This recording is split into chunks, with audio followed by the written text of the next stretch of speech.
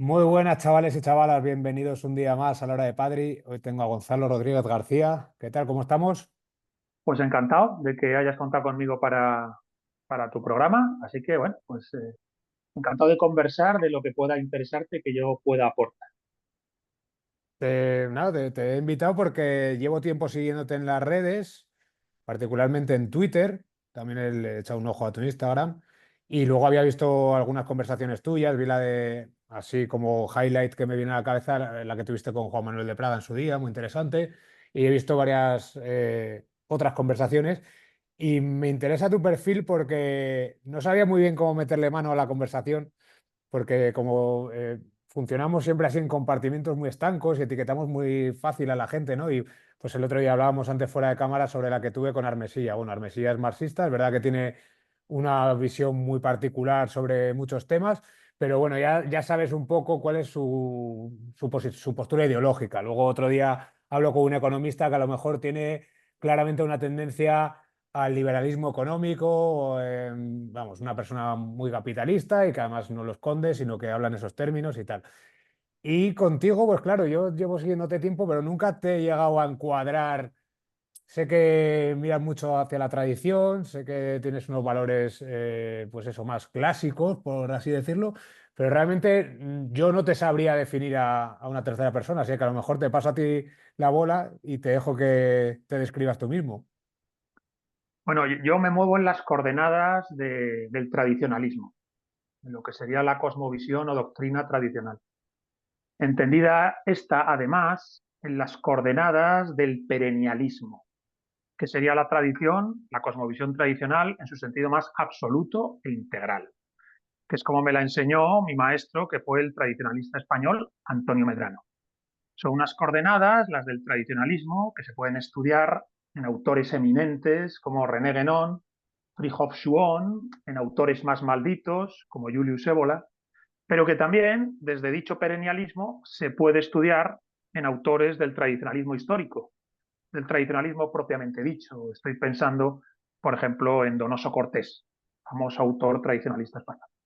Entonces, el tradicionalismo lo que plantea es que en el ser humano la dimensión primera, la dimensión fundamental, el dato radical, es la dimensión espiritual de la existencia humana. Dimensión espiritual de la existencia humana que es casi empírica, en la medida en que no hay vida humana que no esté abocada a tener que confrontar la muerte, la vejez, la enfermedad y el carácter absolutamente transitorio, impermanente y efímero de todas las cosas, de todas las cosas. Entonces, esa dimensión espiritual del ser humano, que en este caso al hablar de espiritual tiene que ver con los significados últimos, con los sentidos últimos, con los elementos centrales que permiten mirar a los ojos esa dimensión puramente contingente, transitoria y efímera de todas las cosas, por eso digo espiritual, bien, pues esa dimensión espiritual en el ámbito del tradicionalismo se resuelve yendo hacia atrás, que es a su vez yendo hacia lo profundo, hacia los grandes autores que en definitiva terminan por ser la quinta esencia de la sabiduría humana, de Oriente a Occidente. En Europa, con el gran, por decirlo así, padre de la tradición europea, de lo que es la historia europea tradicional, no moderna, con Platón y los neoplatónicos al frente, y en Oriente, en ese trasvase de raíces comunes, interesantísimo el trasvase de raíces comunes, que encontramos de Platón a Sankara, en lo que sería el Sanatana Dharma, el hinduismo, o en las doctrinas que respecto del carácter efímero de todas las cosas tiene el budismo. Entonces, la tradición como perennialismo busca esa quinta esencia de la sabiduría, entendida la sabiduría como el asumir de manera radical la dimensión espiritual de la existencia humana. Dimensión espiritual de la existencia humana que tiene que ver con el carácter efímero, contingente y transitorio de todo. A partir de aquí, en Europa, no solo en el ciclo tradicional europeo, tendremos la sabiduría grecorromana de Platón y los estoicos, sino que tenemos una tradición que fue triunfante durante 1000 años, que es la tradición cristiana. Y entonces aquí sí, el cristianismo, en su riqueza más metafísica, más profunda, como palanca aproximación y, en definitiva, formación espiritual en el ámbito de la cosmovisión tradicional. En España, autores maravillosos al respecto. San Juan de la Cruz, Santa Teresa de Jesús. Y posteriormente, cuando ya llega el mundo moderno, autores maravillosos contestando a la modernidad. He mencionado Donoso Cortés, se me ocurre también, por ejemplo, El criterio de Jaime Balmes, un texto fundamental que nos enseña a pensar en términos de tradición cristiana, en lo que sería cómo piensa el mundo tradicional cristiano. Entonces, como siempre me he extendido, no sé si me he ido por las ramas, no sé si te he respondido, pero efectivamente yo no soy un moderno, es decir, no estoy vinculado a ninguno de los liberalismos, no estoy vinculado a ninguno de los socialismos, no estoy vinculado a ninguno de los nacionalismos. Soy un reaccionario absoluto e integral. Hago una impugnación a la totalidad de la modernidad. Y la impugnación la hago desde la cosmovisión tradicional. Y la hago en primer lugar como tradicionalismo perennialista, he dicho de Platón a Sankara, y en segundo grado como tradicionalista español, con la tradición cristiana católica española, que tiene autores maravillosos, en el ámbito, por ejemplo, de la mística, he mencionado a San Juan de la Cruz, Santa Teresa de Jesús, o en el ámbito ya de la filosofía. He mencionado a Donoso Cortés, he mencionado a Jaime Balmes, no sé, podría Rafael Gambra, se me pueden ocurrir muchos autores, ¿no? En este caso el último ya vinculado al carlismo. Carlismo que para mí es una corriente que no puede ser recuperada en un sentido literal, pero que, ojo, si vas más allá de la parte contingente del carlismo, lo que sería su doctrina más profunda, bueno, pues hay elementos que merecería la pena actualizar y traer de nuevo, actualizados para los tiempos que corren. Pero bueno, no sé si me he explicado, siendo que más o menos a lo mejor se entiende cuáles son las coordenadas en las que me muevo. Sí, sí, me has puesto ahí un poco sobre la pista porque no sabía muy bien, claro, relaciones la tradición, pues eso, con valores tradicionales, etcétera, pero veo que es algo más profundo que eso, veo que es una corriente establecida y que bebes de varias fuentes, etcétera.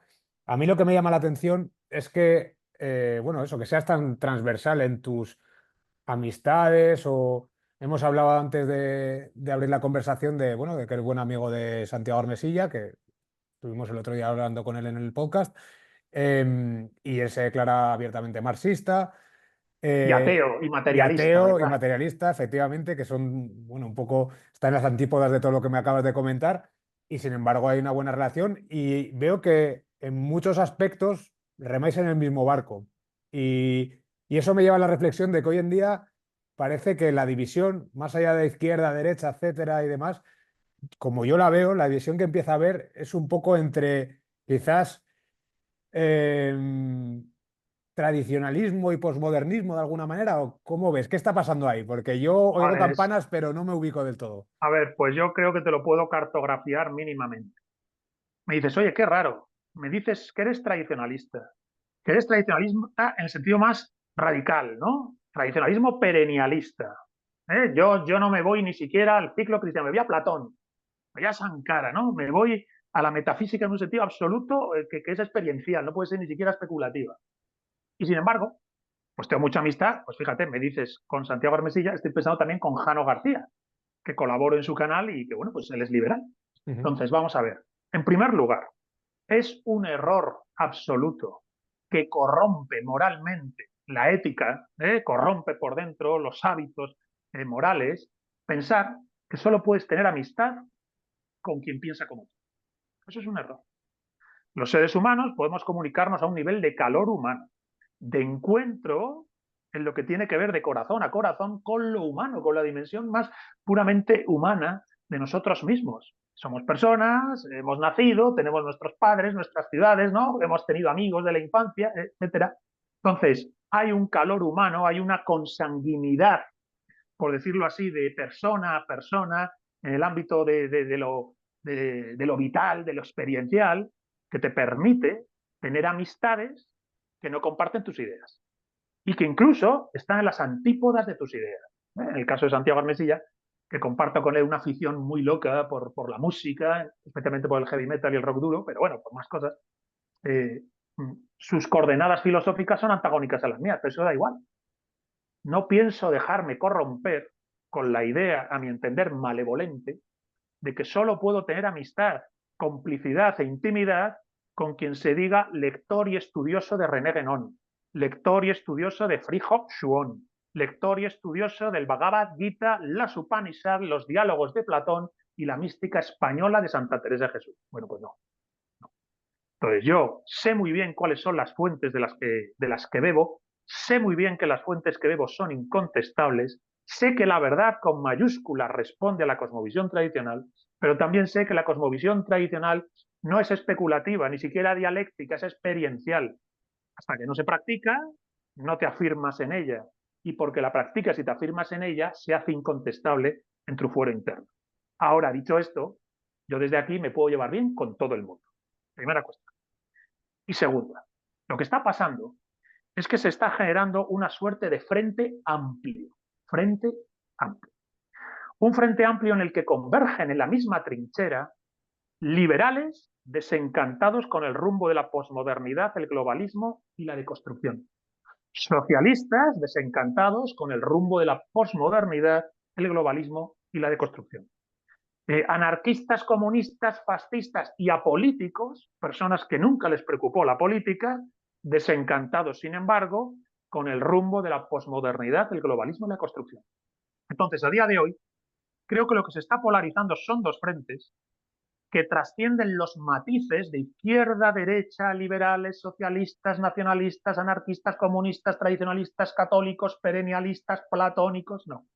Y lo que hay, un frente amplio de personas que no tragan con el desorden, la decadencia y la degeneración, que a mi entender supone la posmodernidad, el globalismo y la deconstrucción.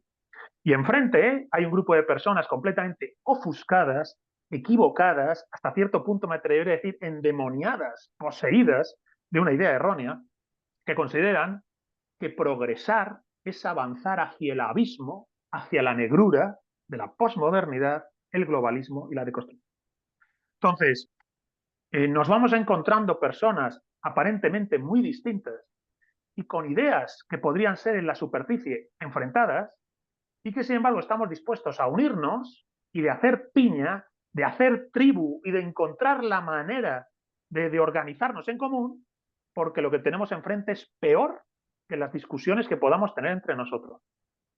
Los debates que yo pueda tener con un liberal como Jano García o con un marxista como Armesilla, son debates que van a ir en segundo lugar respecto a la cuestión primera.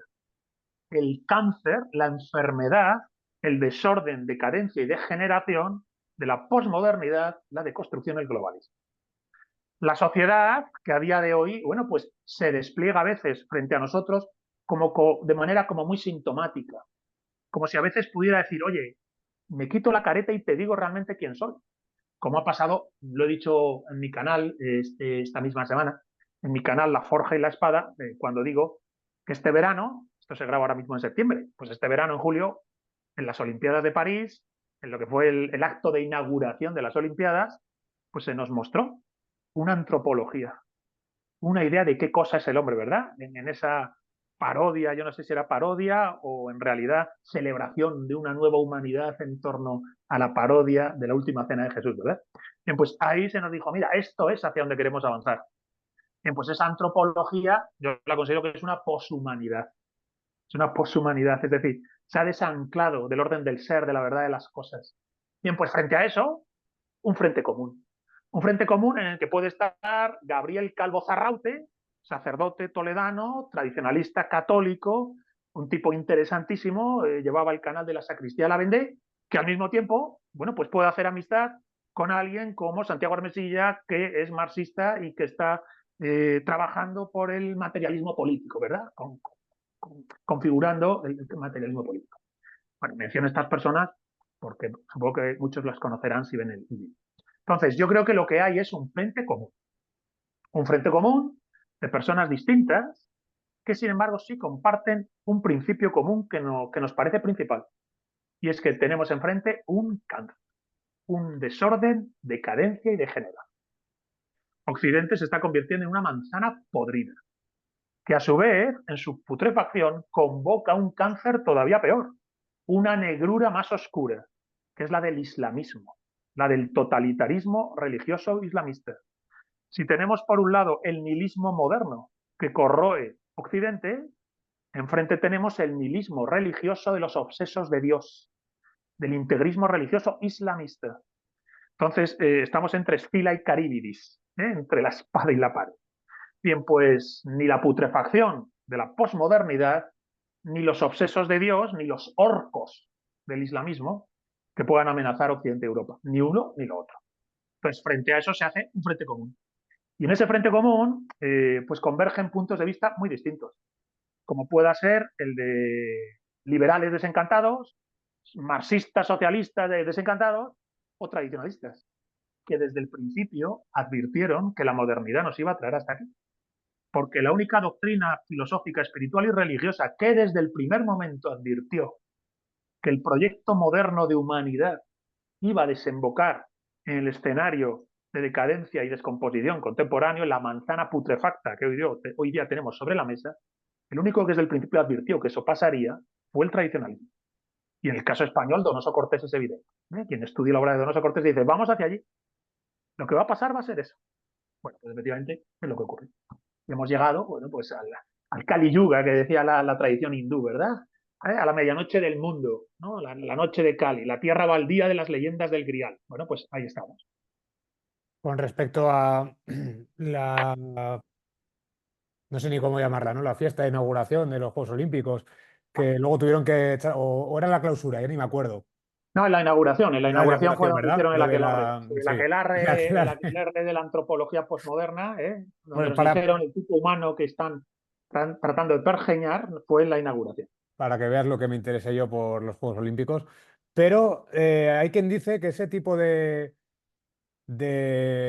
eventos, ese tipo de jugadas, responden a un poco forzar la máquina, como aquella campaña de la marca esta Balenciaga, en el que se jugaba un poco con elementos pedófilos y demás, y que luego, pues igual que fue criticadísima, igual que la gala esta, y piden disculpas. Pero como que de alguna manera hay gente que defiende que ese tipo de actos hacen que, vale, pero ya hemos llegado hasta aquí. No sé si me explico, ¿no? Es una especie de jugada Mueven, y no sé dices, si lo vale, llaman, me ¿no? La retiro. ventana de Overton, lo llaman Oye, los voy moviendo sociólogos. la ventana de Overton, ¿no? No sé Es si tú, verdad, tú ¿no? compartes Sí, tiene esa pinta visión. de que lo que se hace es paso a paso ir forzando las posibilidades de que la sociedad asuma el disparate como no con normalidad. Entonces, el disparate de que nos quede claro lo que es un hombre o una mujer, ¿verdad? Recordar que Irene Montero, que ha sido ministra del gobierno de España, no mera tertuliana, no mera opinóloga en un programa de radio, en un podcast, ¿no? Ha sido ministra. Irene Montero decía, no, mujer es todo sujeto que sufre opresión por parte del patriarcado que la considera mujer. Hostias, estamos locos. Es evidente y hay que decirlo las veces que haga falta. El hombre es el macho adulto de la especie humana. La mujer es la hembra adulta de la especie humana. No hay más. Lo demás ya son cosas que le pasan a las personas, en su alma, en su estructura psicofísica y emocional. Pero lo que es el orden de las cosas, la verdad de las cosas, el orden del ser, perdón, el orden del ser y la verdad de las cosas. Entonces no hay debate, hay posible. Entonces es un disparate al punto al que se ha llegado. Bien, pues ellos van moviendo la ventana esa que llaman de Overton, creo que se llama así, ¿verdad? Sí. Para ir forzando a la sociedad a asumir lo que en realidad es un disparate. Lo que pasa es que ya ha surgido una contestación. Ten en cuenta que yo calculo que llevamos como 25 años de progresismo. Al arrancar el siglo XXI empezó un ciclo amplio de progresismo, esto es, de hegemonía paulatina en los medios, en la sociedad, en el debate público, de hegemonía paulatina de las ideas del progresismo, entendido este como que progresar es emancipar al hombre de la idea de la orden del ser y la verdad de las cosas. Entonces, conforme ha ido avanzando este progresismo en estos 25 años, en España hemos tenido momentos especialmente álgidos, ¿no? Por ejemplo, el zapaterismo, ZP, ¿no? El gobierno de ZP, el sanchismo, el auge de Podemos, la doctrina Iglesias, ¿no? Iglesias cuando era capaz de inocular sus ideas en la ciudadanía. Entonces, este ciclo de progresismo, en estos 25 años ha ido adquiriendo una hegemonía en el debate público. Bien, pues ya ha surgido la contestación y hay una parte importante de la ciudadanía que se revela. Lo he mencionado también hoy en mi canal, en este de la Forja y la Espada, y en el Aullido del Lobo ha habido conversaciones que he mantenido sobre este tema con distintos autores e invitados, ¿no? Cuando en Hungría Víctor Orbán contesta de manera sistemática la posmodernidad y no deja de tener éxito electoral. La ciudadanía está de su lado. Cuando en Francia, bueno, pues le capan las opciones a Le Pen, ¿no? Con el llamado Frente Popular francés, pero la ciudadanía sigue votando a Le Pen. Aunque luego en Le Pen o en Orbán estén todas las luces y sombras de la contingencia política, ¿verdad? Pero el que está votando ahí está votando contra el inmigracionismo y la antropología del inmigracionismo, ¿no? El ser humano solo existe en abstracto. Las personas solo existen en abstracto, se pueden mover por el mundo libremente, sin decir, oye, en abstracto no existe nada, todo es en concreto. No es lo mismo ser francés que ser de Cádiz, ¿verdad? Hay una antropología concreta, no es lo mismo ser español que ser de Islandia, ¿verdad? Entonces, el ser humano en abstracto y conforme a la doctrina de los derechos humanos, bueno, pues inmigracionismo como progreso, ¿vale? Pues hay una gente que contesta y dice, eso no parece que sea verdad. No parece que sea verdad. Estoy poniendo el ejemplo porque es bastante palmario este verano, ¿no? Con lo de Le Pen, los disturbios en las Islas Británicas o el éxito de la Alianza por Alemania en Alemania, ¿verdad? Bien, pues ahí hay una gente que está votando contra el inmigracionismo, que sería una parte fundamental del globalismo y que a su vez tiene que ver con esa idea de la deconstrucción. El ser humano ya no existe en concreto. Es un ente abstracto, intercambiable entre los territorios, como si no tuviera mochila antropológica, pero es verdad. La evidencia empírica es que el ser humano existe en concreto y va con mochila antropológica. No es lo mismo la cultura popular de la vida gaditana que la cultura popular de la vida francesa en la frontera con Alemania, en Alsacia y Lorena, creo que es, ¿verdad? No sé si hablo, me estoy equivocando, pero bueno, para entendernos, que el ser humano existe en concreto y que si no hay una dimensión de integración antropológica, sociocultural y económica del inmigrante, pues va a surgir necesariamente un problema. Yo siempre digo que los Masái, en el interior de África, es una cultura interesantísima, tienen un mito del héroe tremendo, tienen unas prácticas respecto del culto al león y la caza del león que impresionan, la verdad es que tienen cosas que deslumbran. Bien, pues yo siempre digo que si al país de los Masái, que no es un país político, es un país tribal, ¿no? Entre distintas naciones políticas, si al país de los Masái emigramos a vivir con ellos, no sé qué decir, medio millón de españoles, ¿verdad? Nos vamos a ir con los Masái, pues igual, ostras, la cosa cambia, ¿verdad?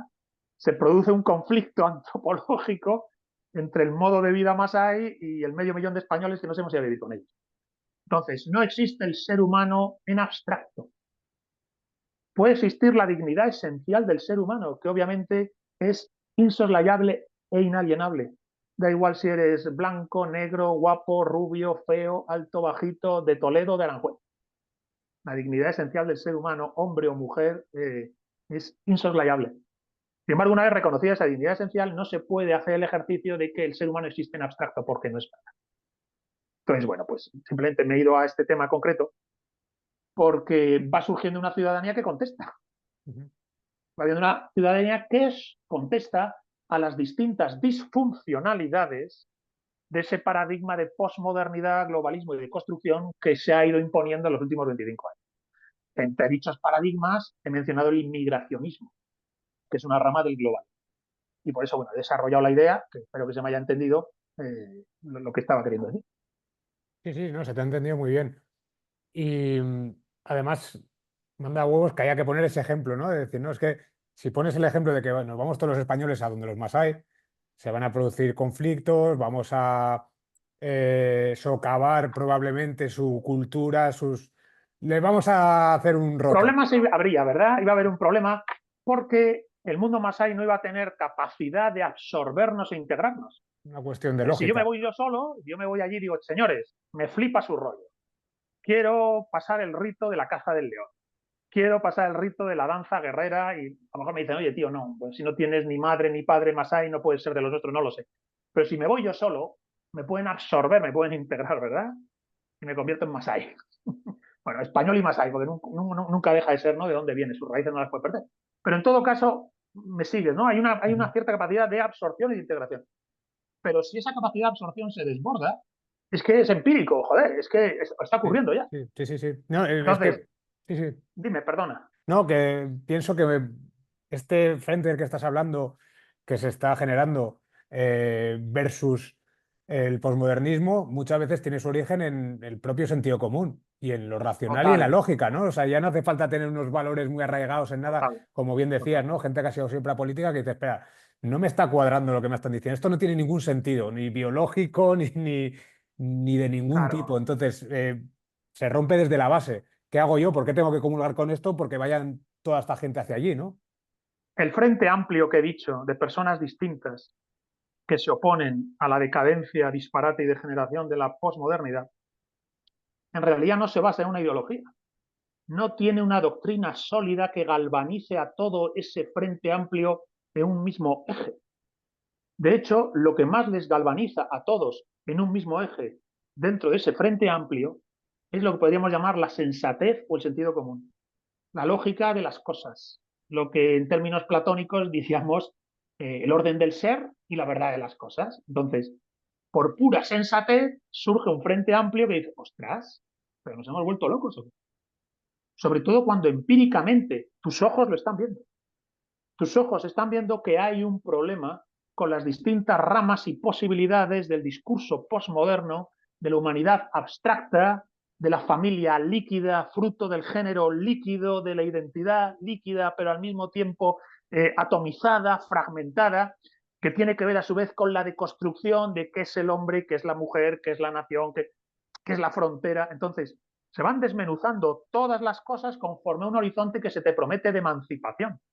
Tan de emancipación que se te dice, te vas a tener que emancipar del orden del ser y la verdad de las cosas, que son una imposición, que sea tu propia subjetividad, que sea tu propia inclinación íntima sobre lo que piensas, sientes y opinas o consideres, lo que te indica el camino. Bien, pues esto es un disparate. Esto es un disparate que además en el ámbito tradicionalista donde yo me muevo está muy bien reflejado, en este caso en la tradición cristiana, ¿no? Cuando Cristo dice eso tan bonito de la verdad os hará libres. Es desde la verdad que la libertad puede desplegarse, que puedes descondicionarte. La libertad como vivir descondicionado de las miserias y contingencias de lo mundano y terrenal, porque la verdad con mayúsculas dentro de ti te da esa dimensión de invulnerabilidad. Bueno, la verdad nos hace libres. Bueno, pues yo no se me olvida que durante el zapaterismo, que para mí es un momento muy importante del desarrollo del ultraprogresismo en España, ZP, ínclito ZP, dijo, se os ha dicho que la verdad os hará libres. Bueno, pues yo os digo, decía ZP, pues yo os digo, la libertad os hará verdaderos. Me da la vuelta. Bien, pues ese giro, teológicamente, si alguien sabe un poco de teología, ese giro por el cual la libertad te hace verdadero y no la verdad te hace libro, técnicamente es un giro luciferino. Luciferino en el sentido de decirte, lo que tú llamas luz es oscuridad y lo que llamas oscuridad es luz. Lo que llamas orden es desorden y lo que llamas desorden es el orden. Entonces ese es el giro luciferino, la subversión luciferina. Considerar que el orden es desorden y el desorden es orden. Bien, pues a ese nivel se ha llegado. Ese es el escenario en el que estamos. Entonces, en ese escenario, vamos a decir, si se permite el abuso del concepto luciferino, en ese escenario luciferino, surge un frente común, un frente amplio y común de personas que no ya porque sean tradicionalistas, perennialistas, estudiosas de Guénon, de Marx, de Adam Smith o de lo que sea, todas ellas dicen, ostras, lo que tenemos enfrente es un disparate. Lo que tenemos enfrente es un disparate y hay que contestar y hay que responder. Y entonces te surge una ciudadanía que dices, ostras, que ha ganado Alianza por Alemania en Turingia, ¿no? Me parece que sí. O sea, pues no te sorprendas. O sea, que es que Meloni tiene éxito en Italia, bueno, no te sorprendas. Es que si no fuera por lo que se han apañado en Francia, Le Pen estaría gobernando. Pues no te extrañe. Es que votan a Donald Trump. Bien, pues Donald Trump es lo que aparenta, un mamarracho. Pero la América que le vota no tiene muy claro por qué le vota. No vota tanto a Trump como lo que parece que puede haber detrás de su gobierno. La posibilidad de poner dique y freno a la deriva de la posmodernidad, el globalismo y la deconstrucción. Entonces, va surgiendo un frente amplio. Yo sí diría que en ese frente amplio, a quien venga desde el liberalismo, lo siento.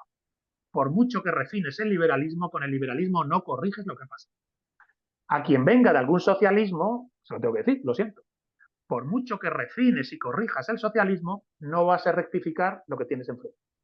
Y si alguien viene de algún nacionalismo, del tipo que sea, incluido el nacionalismo fascista, ¿no? El fascismo entiendo que fue uno de los momentos más álgidos de la ideología nacionalista, pues hay que decírselo.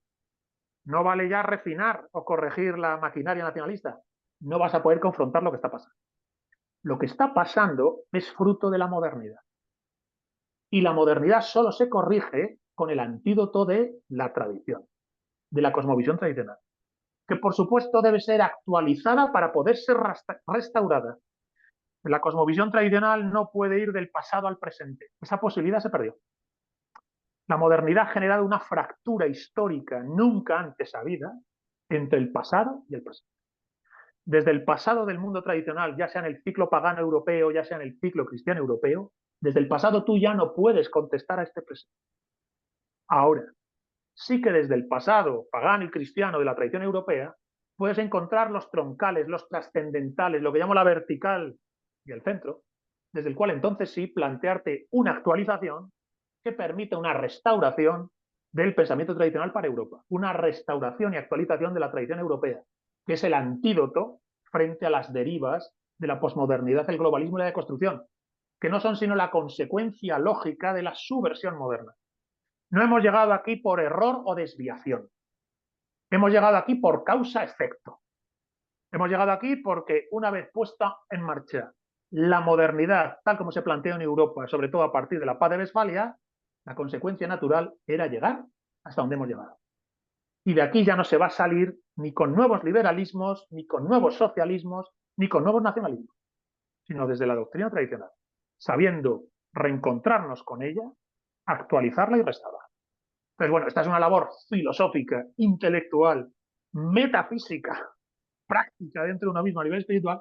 Es decir, es una labor ingente, pero es la que nos toca a nivel teórico y práctico. Es decir, dentro del Frente Amplio, lo que nos toca a los tradicionalistas es esa labor de reconocimiento, actualización y posibilidad de restauración del pensamiento tradicional europeo contra la modernidad y su fruto maduro, la decadencia y degeneración de la deconstrucción, el globalismo y el occidente contemporáneo. ¿Cuál crees tú que es el problema más acuciante por el que habría que empezar esta reconstrucción, que habría que combatir Pues, para comenzar la reconstrucción? pues mira, vamos a ver, no te lo voy a decir claramente, igual no lo sé. Es decir, yo no estoy imbuido en el trabajo intelectual de ir encontrando las herramientas de recuperación, actualización y restauración de la tradición europea. Es decir, esto está en marcha. La herramienta política, por decirlo así, la herramienta política que actualiza la cosmovisión tradicional a la contra de la modernidad no está todavía forjada. Estamos en la tierra baldía, el rey sin espada, la tierra sin rey, estamos todavía en la forja de la espada, en el aullido del lobo que convoca a la manada en la noche del mundo. Estamos todavía ahí, ¿vale? Entonces no te puedo dar una respuesta, pero sí que sería bueno darse cuenta de que no hay planteamiento político que no responda en última instancia, aunque sea de manera inconsciente, a una idea de qué es el hombre, qué es el ser humano. Entonces, convendría volver a plantearse qué cosa es el hombre, qué cosa es el ser humano. Porque la modernidad es fruto de una respuesta limitada y errada a dicha pregunta.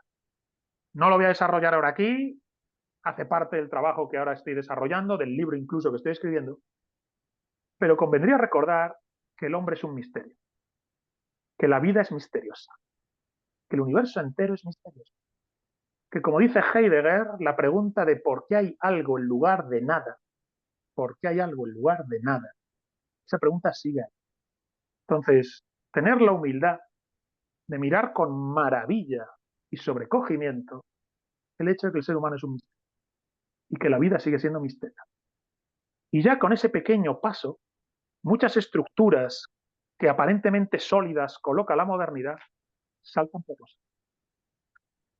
La pregunta de frente a qué cosa está presente la presencia humana en el mundo. Frente a qué cosa está presente la presencia humana en el mundo. La primera cosa es la maravilla de la existencia, la maravilla del mundo, ¿verdad? Y al mismo tiempo la contingencia de toda maravilla. Todo lo que ves desaparecerá, lo hemos dicho antes, ¿verdad? El universo entero que te rodea es efímero, impermanente y transitorio. Tu propia vida es efímera, impermanente y transitoria. Esto es ejercicio de discernimiento sobre la sensación de agradecimiento y maravilla. el carácter impermanente de todas las cosas y lo misterioso de la existencia del hombre y de las cosas del mundo, no es poca cosa para empezar. Pues insisto, toda doctrina política, como explica Donoso Cortés, responde a una pregunta primera: ¿qué es el hombre? Inconscientemente, detrás de los liberalismos, de los socialismos y de los nacionalismos, hay una intención de respuesta a dicha pregunta. Una respuesta errada. La modernidad dio tres hijas, tres ideologías: los liberalismos, los socialismos y los nacionalismos. La historia de la edad contemporánea es la historia de los conflictos, debates y guerras entre estas ideologías, que a veces se entrelazan, a veces se separan, a veces convergen y a veces chocan. Pero las tres son erradas. El liberalismo, como siempre digo, pervierte y adultera el principio tradicional de la libertad individual. Los socialismos pervierten y adulteran el principio tradicional de la comunidad, de lo social. Y los nacionalismos pervierten y adulteran el principio tradicional del espíritu del pueblo, del Volgeist que se decía en el romanticismo, ¿verdad? Del espíritu nacional, de la idea de patria, patria como linaje y tradición, patria como linaje y tradición, pervertido y adulterado por la ideología nacionalista. Cada una de estas ideologías sobredimensiona una faceta de lo humano. Cada una de estas ideologías sobredimensiona un principio tradicional y de algún modo descalaba, desordena el conjunto orgánico que propone la cosmovisión tradicional. Entonces, ninguna de las tres ideologías puede evitar llegar a donde hemos llegado. Ninguna de las tres ideologías puede resolver y sacarnos el sitio al que hemos llegado. Y las tres ideologías deben ser superadas con eso que he dicho antes: actualizar y restaurar la tradición europea. Y esa labor de actualizar y restaurar la tradición europea es la labor filosófica, política, antropológica, metafísica, práctica, dentro de nosotros mismos, espiritual, más perentoria que tenemos por delante. Entonces, me remito y subrayo, repito lo que he dicho antes: en el frente amplio donde nos encontramos tantos, tan distintos, que rechazamos lo que hay, en ese frente amplio, la labor del tradicionalismo es ese ejercicio de actualización y restauración de la tradición europea como el verdadero antagonista, como el verdadero antídoto a la enfermedad posmoderna, que no es sino fruto y consecuencia de los liberalismos, los socialismos y los nacionalismos. Si me dejas, me alargo un poco más. En la doctrina tradicional se dice que ha habido una especie de regresión del tipo humano. Hay una regresión del tipo humano, desde el tipo humano de la autoridad espiritual al tipo humano de la mera autoridad político-militar, al tipo humano de la mera autoridad económica y al tipo humano de la mera fuerza de trabajo. Vas cayendo en regresión del tipo humano que se pretende protagonista. Se pretende protagonista la autoridad espiritual, cae de grado la autoridad política, cae de grado la autoridad económica, cae de grado la fuerza de trabajo. Bien, pues hemos cruzado todas las barreras, todos los límites de los cuatro tipos humanos paradigmáticos de la cosmovisión tradicional, y ahora estamos en la era del paria, en la era del chandala, el tipo humano descastado, el tipo humano que se dice de la carencia. Él ya no es ni fuerza de trabajo, ni autoridad económica, ni autoridad político-militar, ni autoridad espiritual y religiosa. Él es solo el estado de carencia, el deseo constante de satisfacer algo que no puede satisfacerse, el estar atrapado en una neura de carencia constante. Aquí yo siempre digo que eh, la desarboladura, ¿no? El que haya saltado por los aires la salud mental, que la salud mental sea ahora mismo el mayor problema de salud que tiene Occidente. La salud mental es el mayor problema de salud que tiene la civilización occidental. Esto era de esperar. La era del paria, la era del chandala, es la era de personas enfermas en el alma, dentro de sí, en estado de carencia perpetua, en estado de inquietud perpetua, incapaces de la calma, del centro, del eje, de la lucidez, de la conciencia, del estado de presencia, de todo lo que siempre reivindicaron las disciplinas espirituales del mundo de la tierra. Háblame de un tema que sueles tratar a menudo, lo he visto, y de cómo ha cambiado a lo largo del tiempo, si quieres, que es el del mito del héroe. Sí, bueno, el tema del mito heroico lo he trabajado mucho, en gran medida basándome en el famoso viaje del héroe que descubre Joseph Campbell, el héroe de las mil caras, una obra maravillosa, donde descubre que la narrativa tradicional, en cuanto incluso al cuento de hadas, al cuento popular, muchas veces se mueve conforme a una estructura arquetípica de lo que se llama el viaje del héroe, que no es sino una especie de representación imaginaria de las etapas del alma cuando ésta pasa, el alma humana, de los estados de ignorancia, de carencia, de abulia o de inquietud, a los estados de solidez, galvanización de la personalidad, conquista de sí, dimensión supraindividual de la personalidad, cuando eres capaz de objetivar tu propio soporte psicofísico y emocional y gobernarlo y dirigirlo. El auriga, el carro y los caballos, que es una imagen potente de la filosofía platónica. Bien, pues en el viaje del héroe se pasaría de los estados de ignorancia, abulia, inquietud, a los estados de solidez, calma profunda, conciencia presente. Pues ese viaje heroico, que tiene esa dimensión espiritual, se dramatiza en una aventura maravillosa.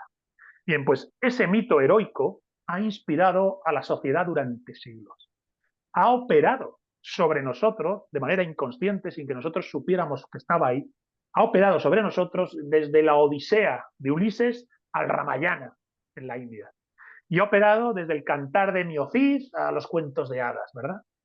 Entonces, ¿qué ocurre? Que este mito heroico no solo se ha descubierto gracias a los estudios, por ejemplo, de Joseph Campbell, sino que una vez que se ha implementado en la industria del entretenimiento, de la cultura pop, del cine, lo que se ha hecho en los últimos tiempos es pervertirse. Es decir, se le ha dado, entiendo, deliberadamente, un sentido inverso. De tal modo que el argumento heroico a día de hoy se plantea en términos diferentes. De manera sutil se te va a decir que los estados de ignorancia, abulia, inconsciencia y ansiedad son los estados de plenitud. Y los estados de plenitud, solidez, calma profunda, conciencia, presencia, señorío de sí y autarquía del alma, que dirían los estoicos, el hegemonicón estoico, esos son los momentos de oscuridad y ofuscación. El mito heroico se diluye en una especie de, no sabría cómo llamarlo, costumbrismo pervertido, costumbrismo invertido, donde la vida es tomada por su parte más naturalista, por su parte más ruda, gruesa, incluso grotesca y fea, y esa se ensalza y se idealiza. De tal modo que al final el viaje del héroe, tal como se plantea a día de hoy, no es la conquista interior, sino la entrega del alma al dragón. Recordad, el viaje del héroe tiene que entrar en la cueva del dragón, derrotarlo y rescatar a la princesa. Bien, pues parecería que a día de hoy lo que se te invita es a bajar y decirle a la princesa, no hay mejor sitio para estar que en las garras del dragón. Por eso también, como decía hace un ratito, la desarboladura de la salud mental. Es imposible. Si no hay una mínima dimensión de supraindividual en la personalidad, si no hay un mínimo elemento de gobierno y conquista de sí, es imposible que haya salud mental. Si no hay una capacidad de atención, observación de nuestro propio campo mental, de nuestra propia egoidad y domesticación de nuestra propia egoidad, es imposible la salud mental. Entonces, bueno, la doctrina tradicional, el mundo de la tradición, se basó en gran medida en dar herramientas de conquista interior, en dar herramientas para que te convirtieras en el héroe, de Joseph Campbell. Bien, pues el mundo moderno parece que lo que quiere es que no tengas esas herramientas.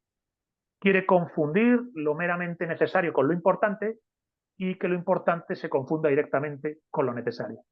Con lo cual el alma va castrada, va capada, y el ser humano pues acaba convirtiéndose en esa cosa, bueno, pues a veces patética, que podemos ver, por ejemplo, en la celebración de las Olimpiadas de París este verano del 2024.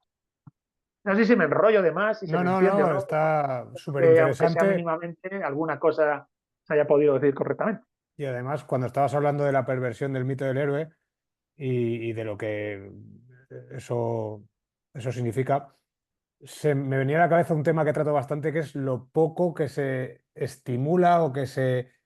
el, el- el mensaje tan necesario y que tampoco se le está dando a la gente de afianzar el autocontrol y de dominarse, ¿no? Tú lo has puesto de una forma muy bonita, del dominio de uno mismo, que al final es a través del cual se alcanza la auténtica libertad, pero claro, eso El requiere, auriga, el carro y los caballos de eso Platón. es, pero Exacto. eso requiere un autoconocimiento pues eso, una disciplina, un estar repitiendo constantemente.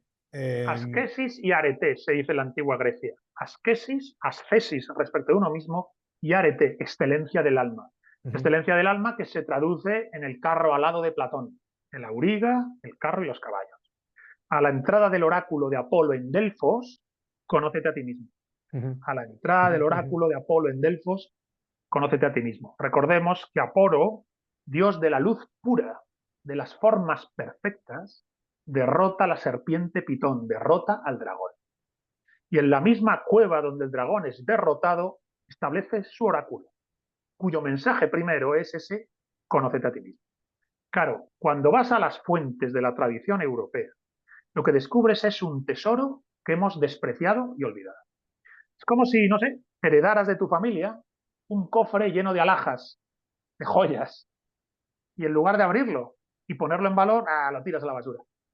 Te voy a usar otra imagen incluso, más interesante. Que heredaras de tu familia no ya un cofre lleno de alhajas, sino un cofre en el cual tienes una carta muy bonita que te escribió tu bisabuelo, tu abuelo y tu padre. Una carta en la que te dicen, somos esto, hemos hecho esto, hemos aprendido esto, y esta ha sido nuestra vida, y esta ha sido la sabiduría que hemos adquirido.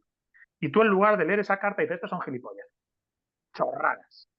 Bien, pues eso es lo que estamos haciendo con el legado de la tradición europea. Entonces yo siempre lo digo, se lo digo a los liberales, a los socialistas y a los nacionalistas. Dejar de leer a Adam Smith y sus derivadas. Dejar de leer a Carlos Marx y sus derivadas. Dejar de leer a Fichte y el discurso de la nación alemana y sus derivadas. Y zambulliros en la Odisea y la Ilíada, en la Eneida y en Cicerón, en Séneca y en Marco Aurelio, en el Cantar de Meocis y en el romance del Conde Arnaldos, en el Amadís de Gaula y en su contraimagen, el Quijote. Hay que zambullirse en los tesoros de la tradición europea. Y hay que encontrar las líneas de continuidad que a veces hacen un efecto espejo maravilloso con los grandes ciclos sapienciales que encontramos en Oriente. Cuando lees en el Bhagavad Gita la conversación del maestro Krishna con el discípulo Arjuna y le enseña las disciplinas del autoconocimiento, la disciplina mental, la disciplina de la acción, la disciplina de la oración, la disciplina de la abnegación.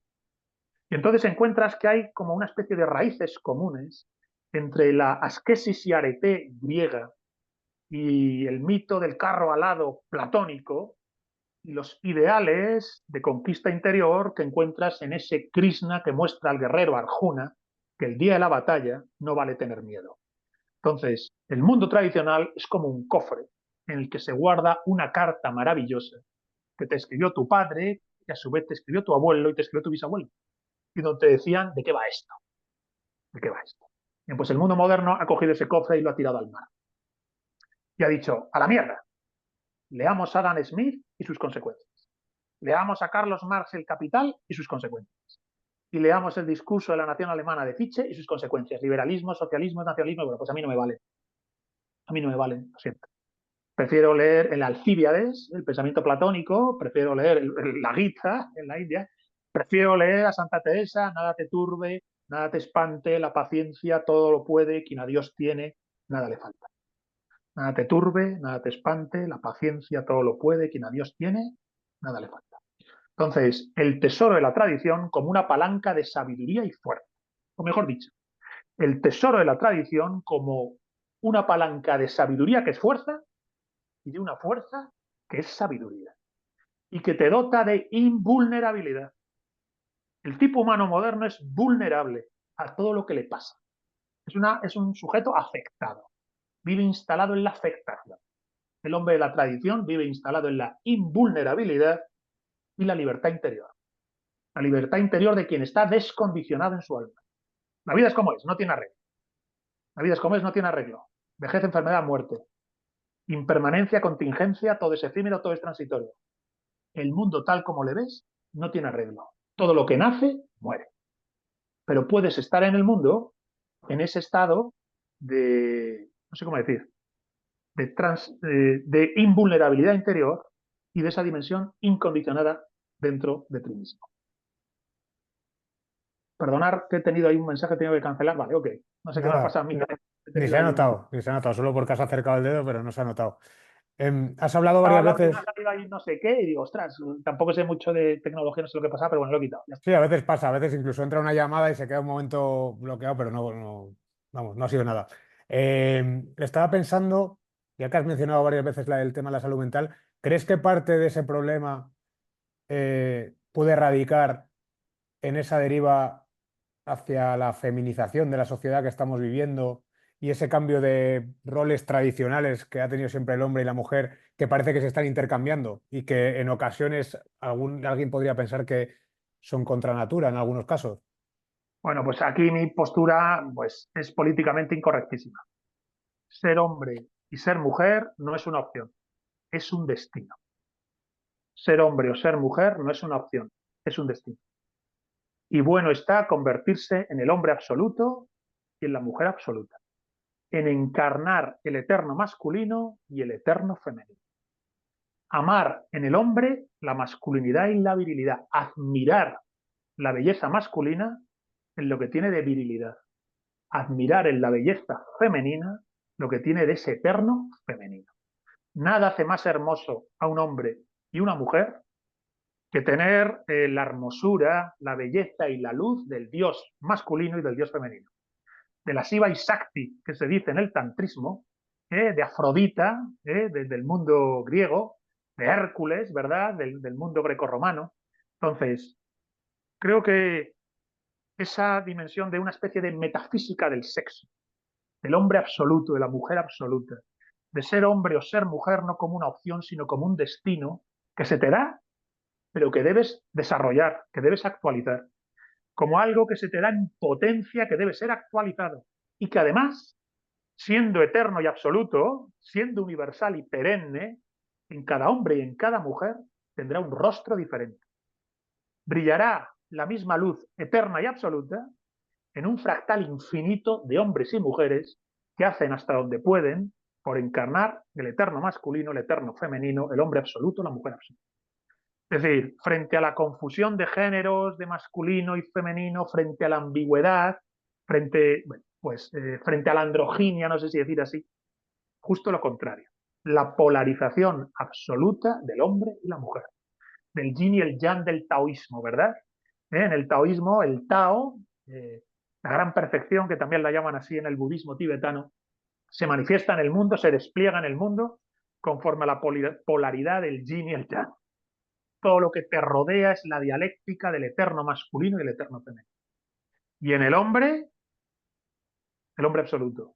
Y en la mujer absoluta. En el hombre, la androfilia, amar en él lo que tiene de hombre. En la mujer, la ginecofilia, amar en ella lo que tiene de mujer. Asumiendo que luego en cada hombre y en cada mujer habrá como una especie de fractal, donde la parte contiene el todo.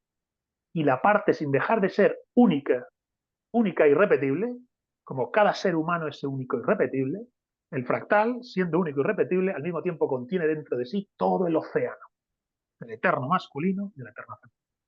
Y no hay manera más auténtica, más hermosa, más radical y más profunda de traer a colación, de resolver la cuestión del hombre y la mujer, lo masculino, lo femenino, etc.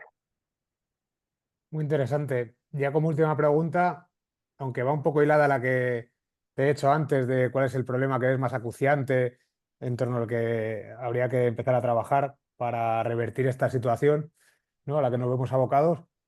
Va relacionado con eso, pero bueno, le podemos dar otro matiz, que es de qué tema crees que tendríamos que estar hablando más como sociedad. Un tema que se esté tratando muy poquito. Ya hemos tratado muchos aquí, porque realmente este tipo de charlas no se tienen habitualmente en la mayoría de los canales mainstream, por así decirlo, pero algo que tengas ahí que digas, este tema es preocupante o es importante y no le estamos dando ningún valor como sociedad. Joder, no sé si te voy a saber responder, ¿vale? No, lo que Es diga difícil. ahora, no sé si te voy a saber responder. Humildemente, igual no tengo ni idea. Creo que hay que debatir, yo escribí un libro al respecto, se llamaba Hispanofilia, España frente a su destino. Creo que en España tenemos que debatir la cuestión de la nación española. Tenemos que poner pie en pared frente a la anti-España. La anti-España es una manifestación concreta del cáncer de la posmodernidad en nuestro país. la ideología nacionalista convertida en una enfermedad política para los españoles. Entonces, la anti-España del secesionismo anti-español catalán en Vascongadas, de la izquierda posmoderna, pagafantas del separatismo, que funciona como correa de transmisión de la ideología separatista más allá de Cataluña o Vascongadas, bien, pues todo eso es una enfermedad ideológica, política, para la convivencia, para el bien común. Se dice que no hay nada más tonto que un obrero de derechas. Bueno, pues yo diré que no hay nada más tonto que un tío de Badajoz que vive en Toledo que está a favor del derecho a autodeterminación de Cataluña. Eso ya es ser gilipollas. Entonces, creo que es fundamental, en primer lugar, en España, el debate y la acción cultural, filosófica, política contra la anti-España. La anti-España es la enfermedad primera. En segundo lugar, creo que, como he mencionado aquí durante la conversación, es necesario un debate respecto de la modernidad. ¿Qué coño es esto de qué manera de pensar, cómo piensa las cosas el hombre moderno que hemos generado esta decadencia de esta generación? Entonces, creo que hay una conversación sobre decadencia. ¿Qué es esta decadencia? ¿Cómo se llega hasta ella? ¿Y qué es entonces lo contrario? Comprender qué es la decadencia que tienes para saber qué cosa es lo contrario. Y a partir de localizar qué es lo contrario, hay que conversar cómo se actualiza y se implementa eso. Entonces, bueno, así a bote pronto, si te parece, No, no, se me muy ocurre interesante. una conversación. Siempre salen buenas respuestas en esta pregunta. Es complicada, le pilla a alguno con el pie cambiado, es muy abierta, se pueden decir muchas cosas, pero siempre sale alguna respuesta interesante. Ha sido el caso. Y nada, encantado de haber mantenido esta conversación contigo. Das mucho que pensar. Me gusta, como siempre, que esto sea una plataforma para discursos sólidos de un lado, de otro. Yo creo que es lo que hay que fomentar hoy en día en estos tiempos de polarización tan locos que vivimos. Y yo creo que tu discurso, se esté más de acuerdo, menos de acuerdo, creo que es sólido, creo que hay una coherencia, unas raíces muy firmes ahí. Y a mí me gusta que presentarle esto a la gente para que luego ellos puedan darle vueltas, pensar, decidir, pero por lo menos para que tengan más herramientas, ¿no? Que al final es el granito de arena que yo pongo ahí en esto del podcasting. Así que nada, encantado y mil gracias por haberte prestado a esto. Gracias a ti por haberme dado esta oportunidad de conversar sobre estos temas, hablar sobre estas cuestiones.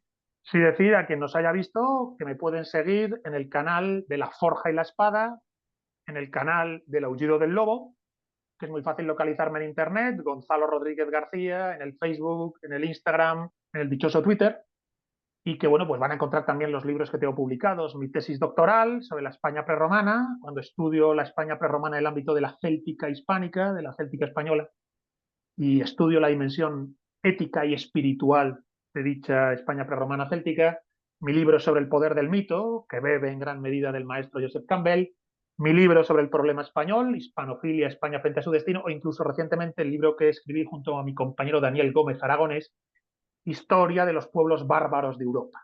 Nosotros decimos que en el ciclo tradicional europeo está la pata de Grecia, está la pata de Roma, está la pata de la cristiandad, pero está la pata del mundo bárbaro, celto-germánico, que también es fundamental para entender el ciclo tradicional premoderno europeo.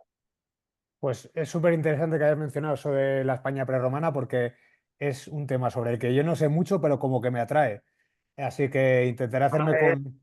es nuestro Urvolk, te decía antes, nuestro pueblo originario. Yo siempre digo que Numancia, Viriato, la Dama de Elche, los Astures en el Monte Medulio son la España originaria, el pueblo originario. Y me gusta decir que es nuestra Urgemait o Urvolk, nuestro pueblo patria originaria, porque así lo dice Cervantes.